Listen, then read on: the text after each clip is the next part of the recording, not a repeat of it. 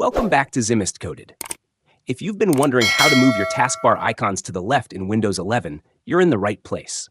Maybe you prefer the classic Windows look, or maybe left-aligned icons just feel more natural to you. Either way, this is a super quick change, so let's get into it. All right, first things first.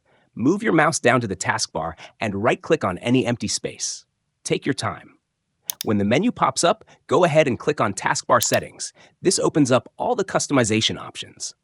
Once the Settings window opens, scroll down gently until you find Taskbar Behaviors. Go ahead and click on it to expand the section. Now, look closely. You'll see an option called Taskbar Alignment. Right next to it is a small drop-down menu. Click on that. By default, it's set to center, but if you want those icons on the left, simply select Left, and there you go. Instantly, your taskbar icons shift over to the left side of the screen.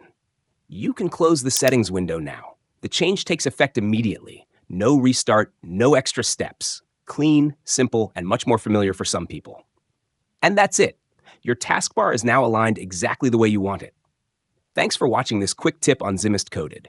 If this helped you, don't forget to subscribe for more easy Windows tips and shortcuts. I'll see you in the next one.